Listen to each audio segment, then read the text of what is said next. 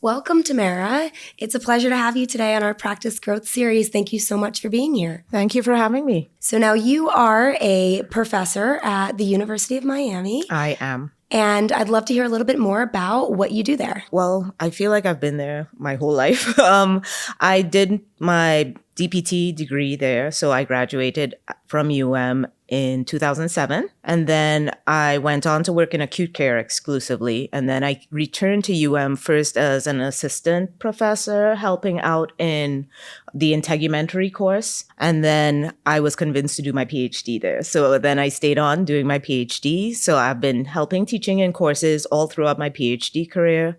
I recently graduated in May, got my PhD, and I came on as a full-time assistant professor. My roles include clinical education, and I'm also teaching in 2 courses, one related to patient communication and education, and also another course related to clinical decision-making. Great. Fantastic. And congratulations on finishing that PhD. Yes. That is a huge accomplishment. Thank you. And I know you've been doing some great research and really interested in research. Yes. So you've done a lot about clinical education, a lot about patient experience. Tell me a little bit about your research. So my PhD and dissertation work related to patients with heart failure. As an acute care therapist, I just noticed that my patients would be coming back to the hospital more frequently than I would expect. And I was like, well, am I doing something wrong? Why do they keep coming back? Am I not telling them the right thing so that they stay out of the hospital? And that's really what sparked my dissertation work and my PhD work. So my research really focused around trying to understand what it is we know and what it is we are doing as therapists to help patients understand that physical activity is an important component of their management with heart failure. So I did like a 3-part study for my dissertation. So I interviewed and surveyed physical therapists first to understand what it is that we do. And then I spoke to like the population with the greatest health disparities in heart failure. So that's the Black population. They have the worst health outcomes, the worst access to care and those kinds of things, and just try to understand what they understand about it. And then I did a survey of a wider population trying to understand. And it was really, really an eye-opening experience, seeing that there's a lot of lack of understanding of even what the condition is. So if you're trying to educate somebody on physical activity, you can't start there. You have to start explaining this is what your condition is doing to your body. So this is how physical activity can help. And I think sometimes we might jump in a little bit later down the road, just telling people they need to do exercise. And that might be contributing to why they might not be following through on it. Oh, wow. And were there any big takeaways that you said there was a lot of eye-opening? What would you say the biggest takeaway was? Yeah, I mean, I think it was that recognition that people don't even know when they have certain health conditions. For my study, I did a lot of recruitment over the telephone using a list of patients through a health system that had a diagnosis of heart failure according to the health system. And I would call people on the phone and be like, one of the screening questions would be, so are you diagnosed with heart failure? And so many people from that list said no. So many people said, I have shortness of breath, or I have, they'll tell me all the telltale characteristics and signs of heart failure, but they'll be like, no, but I don't have heart failure. And so it's really eye-opening to realize that patients don't really hear that information. And so that's really where we need to start as therapists as well. We think that that's the responsibility of somebody else, but that information might not always be getting through to the patient. So we need to be ones to make sure that they understand that foundational stuff first. Great. And I assume taking all of that and teaching in the clinical education, how are you now helping students to be better prepared as physical therapists in their curriculum? I think I learn more from the students when they're in the clinic at this point. But I think with my courses that I'm teaching, like I'm going to be teaching this essential skills course, which is related to patient communication. I intend to bring in some of these findings that I've found that really emphasize that you really need to help your patient through a journey. So we'll be teaching things like motivational interviewing and those kinds of things and those strategies to help them make lifestyle changes that have to be long-term, which is something that is hard for a lot of people. Fundamental, absolutely. I Yeah. love that you're bringing that into the curriculum, teaching the students so that they're more prepared when they go out into their clinical affiliations. Yeah, absolutely. And you have a big focus on the clinical education and affiliation side. Yeah. You are helping place them and get them out in the field. Yes. Great. What would you say are some of the biggest takeaways from them going out and practicing, and what are they missing right now in their curriculum about, as you said, you have to learn about that communication, but also transfer that into your... Absolutely. So I think our program does a good job of teaching them how to use the medical language and switch from when you're speaking to a patient versus when you're speaking to another medical provider, including how to do documentation. What I hear a lot is that they wish they had more opportunities to practice that documentation before they get to the clinic. So I think that is always part of the learning curve when they enter a new clinic environment, is we kind of have to ramp up into understanding how to use this electronic medical record system that this facility uses. And it's not always clear like where information should go for them. And they always come back and say, I think every course like does a component of like documentation, but we don't get to practice doing like entire notes very often. So that's something that they really say they wish they had more of in the curriculum. Great. And how are you currently teaching them right now to write the notes? What are you guys utilizing? So right now in their first year, they get introduced to the whole concept of a SOAP note. So that's just really either on a Word document or something like that. They're typing a SOAP in the SOAP format. And right now in the clinical decision-making course last year, we were using an electronic medical record system. And we would kind of guide them through how to do an evaluation, and they would be entering components in that medical record system. And then they would have to also do a daily note so they understand how to do billing, how to document different treatments of exercises and those kinds of things. They don't appreciate it at the time. And when students do end up in the clinic environment and they're like, oh, they use that platform that we showed them, they feel like, ooh, it was worthwhile. We don't get that feedback from some of the other students. They find it a bit tedious. They find the interface was a little bit more challenging to navigate for them. So they didn't really enjoy the experience or get the benefits of it as much as somebody who might have lucked out and ended up in a clinic where they use that platform. So got it. And I know we've been talking to clinic owners throughout, and they say one of the barriers when a student comes in is learning that EMR, and they really want to learn how to treat, but they spend a lot of time just trying to figure out the EMR system. So from that sense, what are you guys doing in the future, which I know you're excited to be part of, yes. To help students just get better and real practice before going out into their clinical affiliations? So we've transitioned from using that previous EMR system to now using Prompt, which will be starting in the summer with our first cohort of students. We're really excited about it because, we've kind of gone through the platform and done some of the training, and the interface just looks just more intuitive. It's a little bit more user-friendly. I think it's more familiar to this generation of students in terms of visually how they understand and process using some sort of software system. So I think that would be a really good thing. Another thing that we had in the past, it got shut down during COVID, but we had a pro bono clinic. And we're planning to start that back within the next year. And that's going to become a mandatory part of their core curriculum, that they participate in the pro bono clinic. And in there will be the documentation system used as well. So they'll have ample opportunity to be able to practice. So within my course, they're going to, again, get the orientation and the introduction to how you use an EMR. And then they'll be allowed to practice with it. We're actually looking at trying to design maybe an AI bot or rubric that will let them upload a documentation, a note, and give them kind of feedback on what they can improve. so that they can have the opportunity to practice multiple times, but it wouldn't be a burden on faculty to have to review and grade multiple notes, but they'll still be able to get some sort of feedback from it. So great. And I love how you're just thinking ahead and saying, how can we expose these students earlier, Yeah. year one class?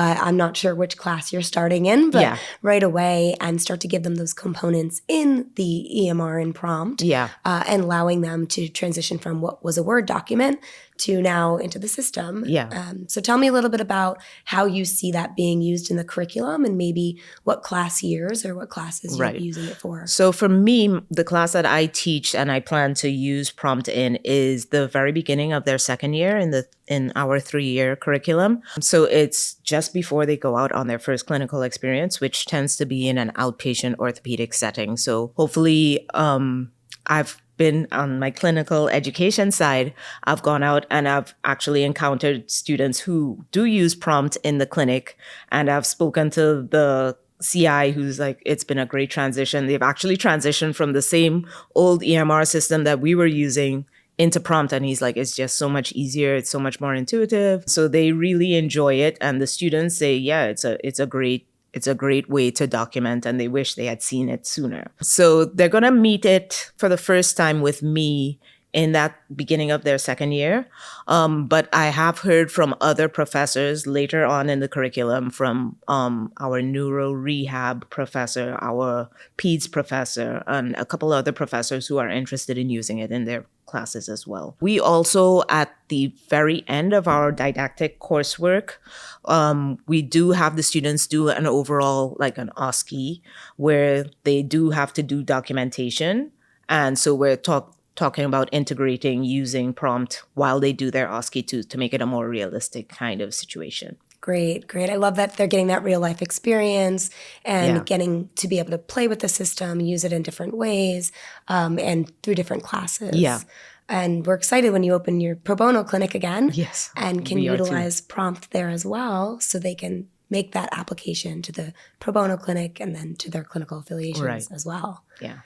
I know that one of the barriers in universities is always financial. And a lot of times, especially with a pro bono clinic where you're not making any money, I'd love for you to tell us a little bit about how you were able to utilize prompt with any of those financial barriers.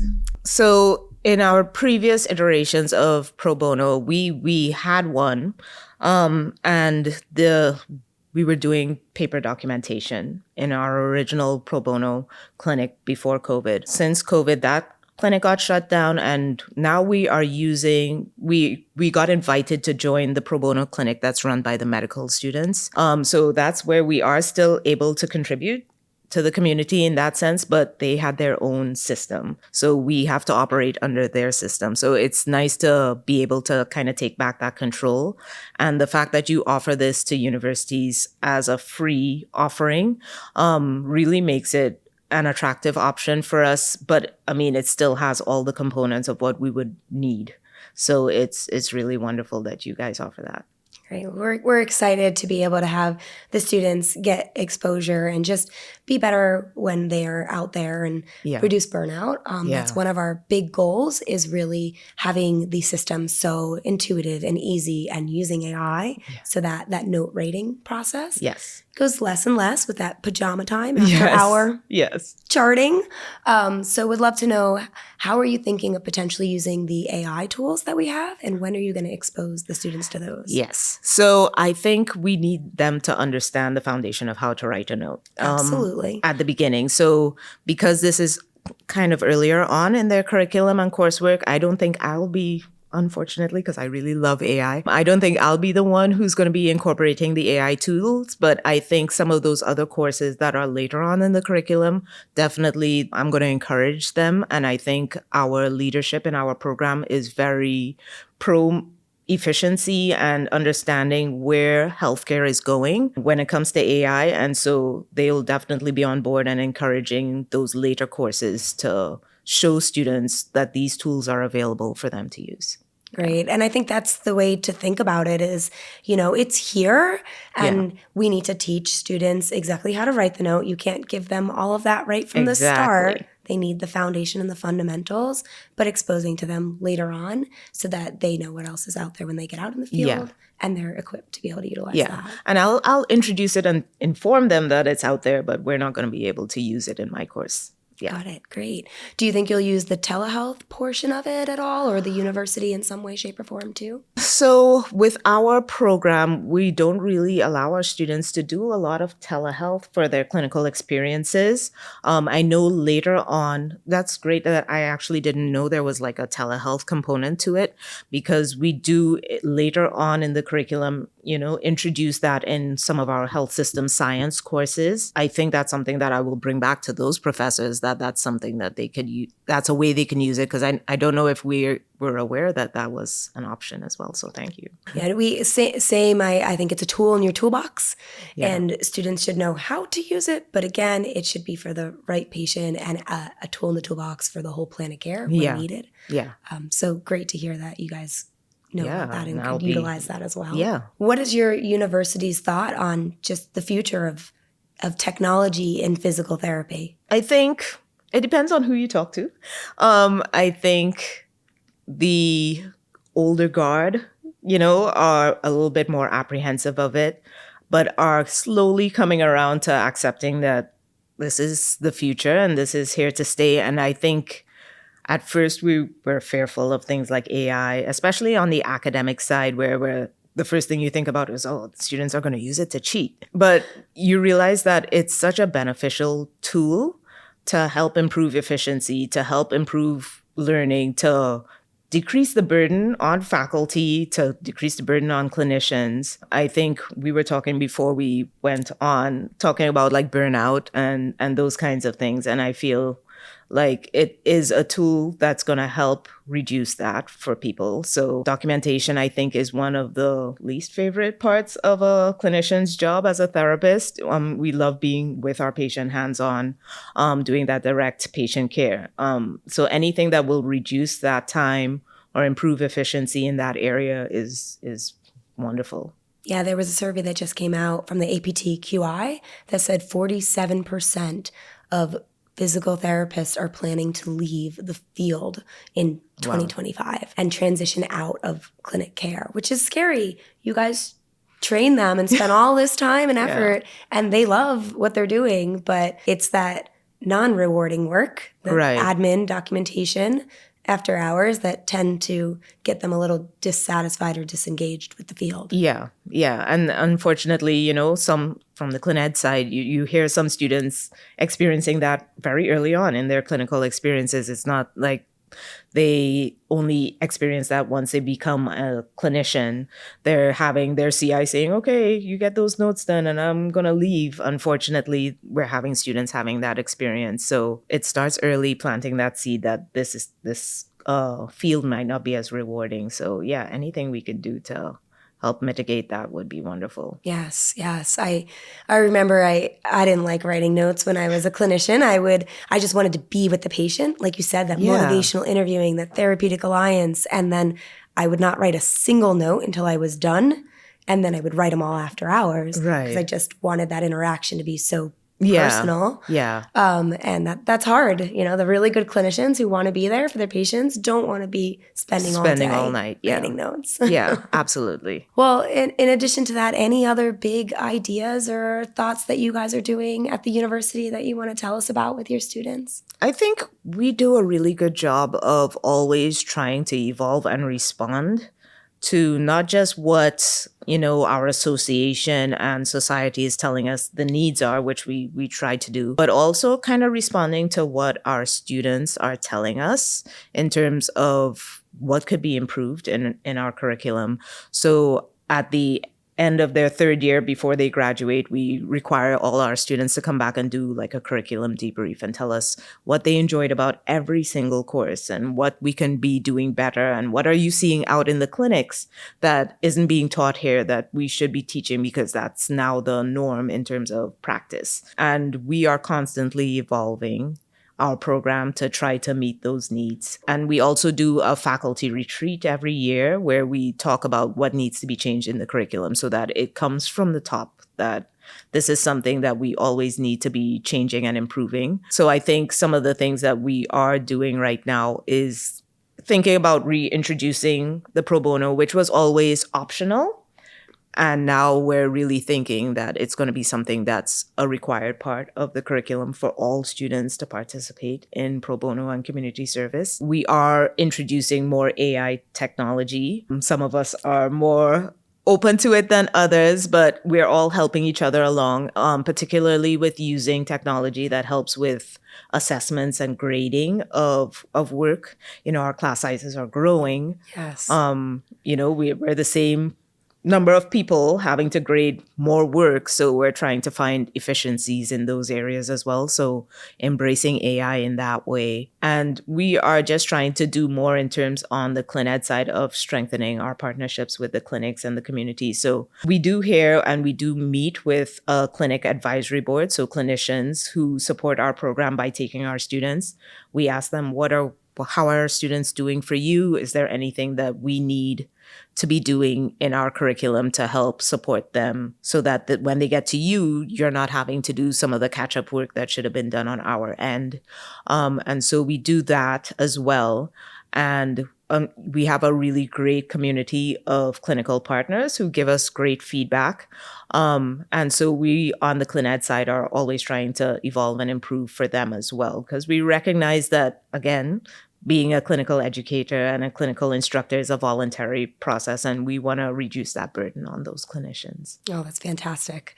What is the most surprising piece of feedback or enlightening piece of feedback that you may have gotten from what you did with the students, with coming together with the faculty, or asking your clinical partners? I think overall, people are pleased with what we do at University of Miami. So I think we are doing a good job. I think they say that more than other programs, we really try to listen. And we hear that from the students. We hear that from the clinics as well. So I think we're doing a really good job about that. I'm fairly new to the faculty side, even though I feel like I've been there for a really long time. So it's really nice to know that I'm joining a community and a program and a department that really takes the time to listen to what the needs are and make those changes and is willing to make those changes. So that's one. Yes, it's great to have the fresh perspective come in and be able to bring different ideas to the university for sure. Yeah. And then being a researcher, are there any thoughts that you may have introducing this documentation, introducing AI, or anything that you're doing with the clinics or the students that you could potentially do a research study on later down the line? So my head goes in a million different directions when it comes to research right now, but I am interested in some of the education research, talking and going to some of the education sessions here at CSM, just having a better understanding of the stressors of students when they go on these clinical experiences. And I know like certain things like the documentation and not being familiar with things like that are things that add to their stress of being in a new environment. So it would be interesting to see if we incorporate some of these strategies to give them more exposure, whether that burden and that stress level kind of comes down. So that's one of the things I'd be interested in pursuing from an education perspective. And it'll also be really interesting to see if some of those students end up choosing clinical affiliations that have prompt, right? Yeah. Maybe as their first or second, just because they feel more comfortable. And then that'll give them that ability to go anywhere else after that as well. Right. Yeah. So love hearing where your mind is headed with research and how we can help impact. Just like you guys starting a pro bono clinic and saying how happy you are to bring that back. we're really happy to be able to do this pro bono for the universities and see how it's impacting the students and the universities in a positive way. Wonderful. It's been a pleasure having you on the show today. I got to thank you so much from us and all the listeners. So much insightful comments and what you guys are doing. I hope that it inspires other universities to also think big and to be incorporating some of this technology into their programs. Yeah, I'm really excited to be starting to work with you all. And I'd love to be able to give you feedback once we actually start with the students. Right now, we're still doing the onboarding and the training of us as faculty who are going to be able to support the students through their learning with this tool. And so I'd be happy to continue to be in touch with you as we go through this journey. Great. And feedback, we are just like you, what you said. You guys love the feedback you want to hear. We want to hear that as well. We grow and thrive off of that. Yeah. So look forward to a really fruitful partnership Wonderful. and continuing to make this better. Yes. Thank you so much for having me.